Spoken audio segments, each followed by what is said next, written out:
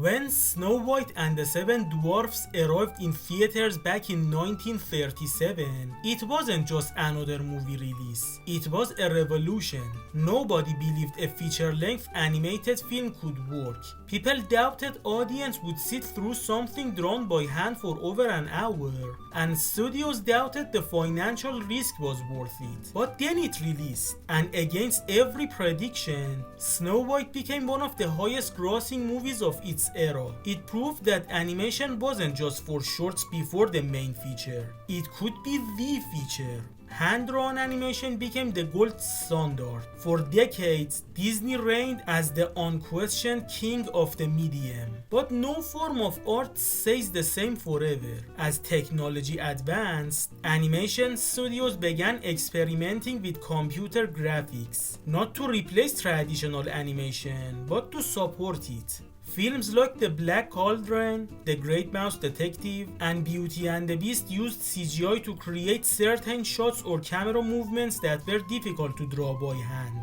The Wildebeest Stampede in The Lion King being the best example of the time. Still, these were the components within traditionally animated films. No major studio, not even Disney, was willing to risk creating an entire feature film using computers. The technology seemed too new, too limited, too expensive, and honestly, too weird looking. That pioneering leap didn't come from an industry giant. It came from Pixar, a small but determined company that nobody expected to reshape animation forever.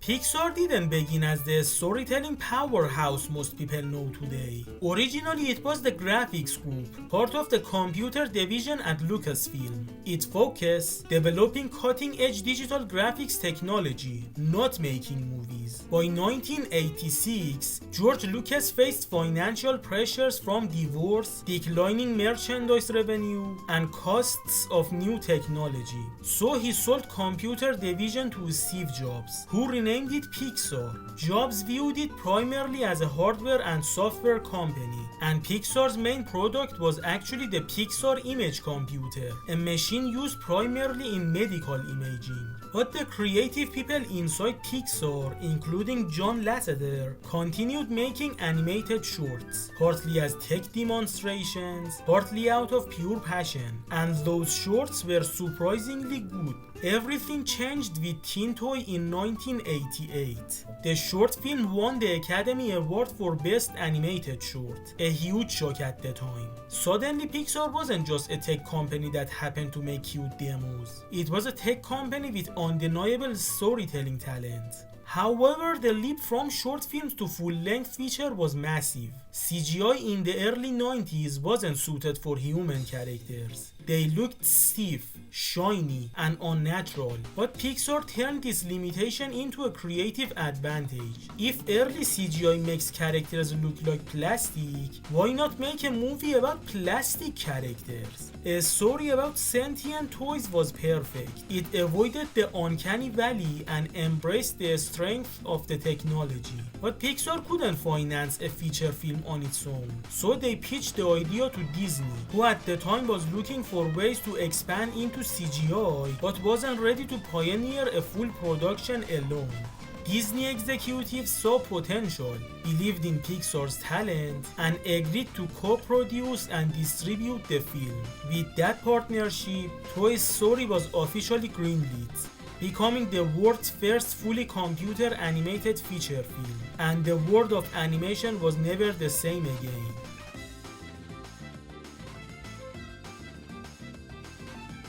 Creating Toy Story wasn't smooth sailing. The relationship between Pixar and Disney was often tense. Disney initially wanted a darker and edgier film, while Pixar favored a heartfelt and comedic approach. During early production, the film famously hit what employees called the Black Friday reel disaster. A nearly complete version of the movie failed test screening, and much of it had to be rewritten.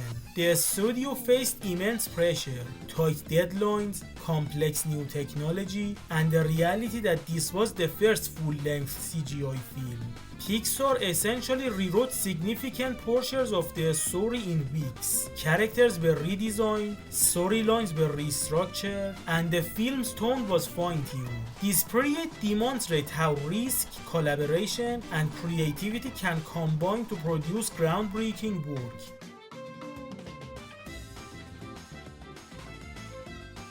Pixar's technical innovations make Toy Story possible. Early CGI systems weren't optimized for realistic movements or materials. Plastic toys, cloth, and hair required new rendering techniques. To achieve realistic surfaces and lighting, Pixar developed new software to simulate light bouncing, shadows, and reflections. Each frame took hours to render, and multiple computers worked in tandem around the clock. For context, a single frame of Toy Story could take 45 minutes to render in the early 90s. Multiply that by more than 100,000 frames and you begin to understand the scope. This effort set the stage for future CGI films, establishing the visual language that defines computer animation today.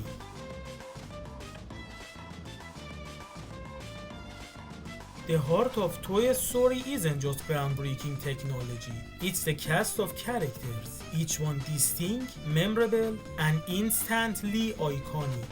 Woody, a pull-string cowboy doll who has long been Andy's favorite. Loyal, smart, but also vulnerable to jealousy. Slinky Dog, a dog toy endlessly loyal to Woody with a spring for a body. Rex, a green dinosaur who sometimes tries to be scary, but he is a dork. Bo Peep, a shepherdess toy with a warm, calming presence and a soft spot for Woody. Mr. Potato Head, sometimes blunt, often swapping his facial pieces around. He is usually the first to call Woody out. Ham, a voice-cracking piggy bank. And of course, Buzz Lightyear, a shiny, high-tech Space Ranger action figure who genuinely believes he is here on a mission to save the galaxy, not understanding he is a toy. Together, these characters form a small, tight-knit community. Their chemistry is a big reason the movie became so beloved.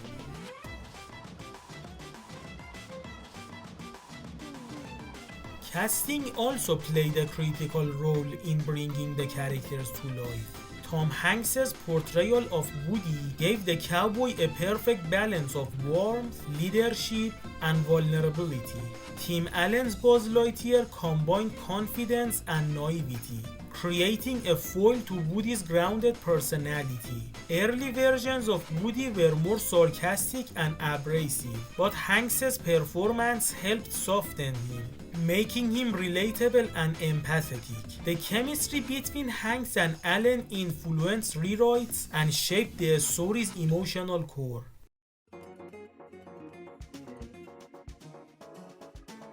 The story begins with Andy, a young boy lost in imaginative play. Woody is the hero of every adventure, and Andy treasures him above all his toys, with God friend in me playing in the background. The film sets a warm and nostalgic tone that perfectly captures childhood. When Andy leaves the room, the toys spring to life. In this world, toys are secretly sentient, but revealing that to humans is strictly forbidden. It is Andy's birthday and the toys are panicking. Birthday means new toys means competition, and competition means the fear of being replaced. The Green Army Men perform a reconnaissance mission to spy on the birthday presents. Most gifts seem harmless. Board games, clothes, no real threats. But then Andy opens one last gift, Buzz Lightyear.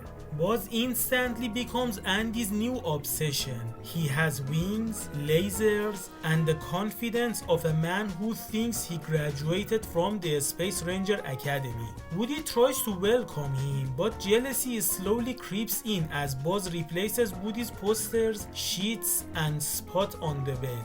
Buzz meanwhile is oblivious. He believes every word printed on his box. He thinks he is a real space hero. He doesn't understand understand the concept of a toy, yet he still follows the toy's rules, like staying still around humans. Something the film never explains, but fans generally accept as a quirk of toy instinct. Tensions rise until Woody's jealousy boils over. He tries to knock Buzz behind the desk so Andy will take him to Pizza Planet. But the plan goes horribly wrong and Buzz falls out of the window instead. The other toys turn against Woody.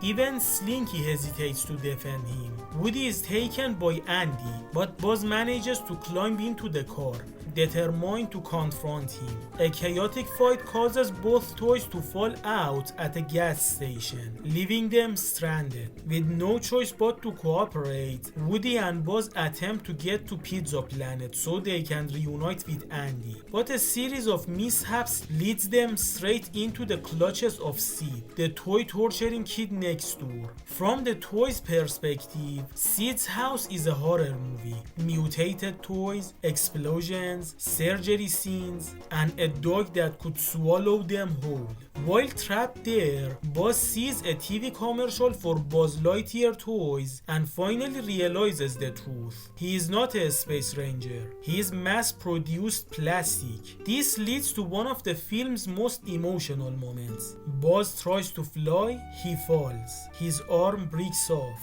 Reality crashes down on him. Woody eventually helps him recover by reframing his purpose. Being a toy isn't a limitation, it's a gift. He can make a child happy, and that can be heroic as well. The two escape Sid by revealing their sentience, scaring him into never mistreating toys again. Meanwhile, Andy's family is moving houses. Woody and Buzz race to catch the moving truck. Sid's rocket, strapped to Buzz earlier, becomes their salvation. They launch into the air, falling with style, and land safely inside Andy's car. Buzz and Woody have gone from rivals to best friends.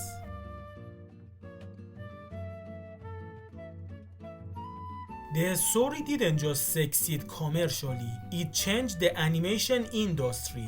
For the first time, audience embraced fully CGI animated films. Other studios, from DreamWorks to Blue Sky, were inspired to explore CGI, forever shifting how animation was produced and perceived. The film proved that technology could serve storytelling rather than define it. Its success demonstrated that computer-generated visuals could also deliver emotional depth, influencing a generation of animators and filmmakers.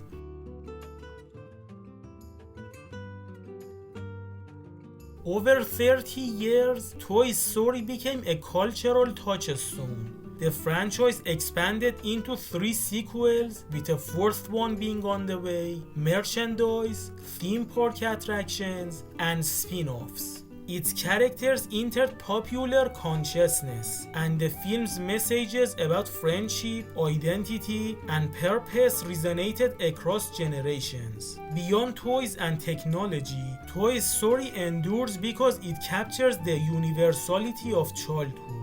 The fear of being replaced, the joy of discovery, and the comfort of friendship.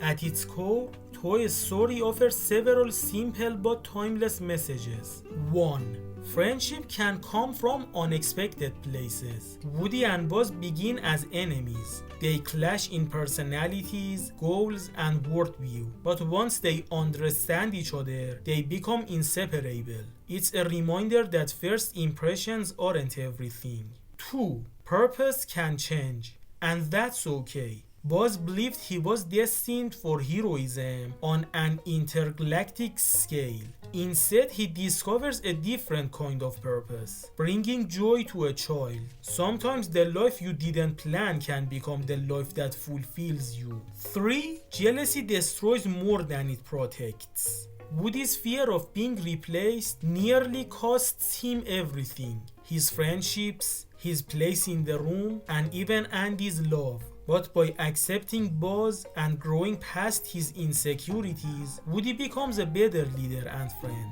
These themes make the film resonate far beyond childhood. Adults understand the complexity of fear, self-worth, identity, and change. Kids see adventures and friendship. That's the magic of Toy Story.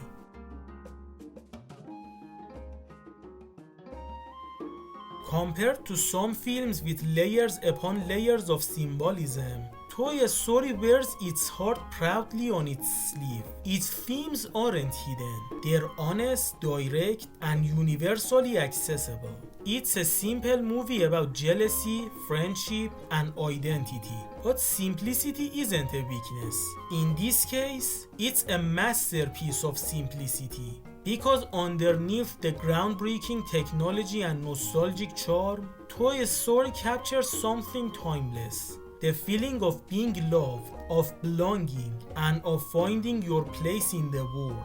Even if that world happens to be a kid's bedroom. 30 years later, Toy Story remains just as warm, funny, emotional, and important as it was in late 1995. Its legacy is everything. From Finding Nemo to The Incredibles to Coco, a whole generation of animation shaped by Pixar's first leap of faith. And it all started with a cowboy, a space ranger, and a group of toys who came to life when no one was looking. So there you have it. At first I wanted this video to be like my Lion King videos. It was less of a documentary and review and more like a love letter to it. It was more like a heart-to-heart between Lion King fans. But when I tried to do the same thing for Toy Story 1, I realized one thing, that this movie is simple and Lion King actually was not such a simple movie. And by that I don't mean that Lion King is a much better movie than Toy Story. And by that I actually mean that each movie had a different method of storytelling. I have mentioned a few times on this channel that sometimes simplicity is beautiful. Not everything needs to be complicated. Not every life lesson needs to stay hidden. Sometimes all you need is a simple story, and not despite of its simplicity, but actually because of its simplicity, Toy Story taught kids and adults a few great life lessons. So yeah, that's why instead of a very long and personal video, I made a short documentary style video. And I did it like that because it just felt right to me, I don't have anything to say beyond what I already said. So yeah, tell your opinions. Do you like some longer videos like my Lion King 1 and 2 video, or shorter videos like this video, or my Lion King 1.5 video?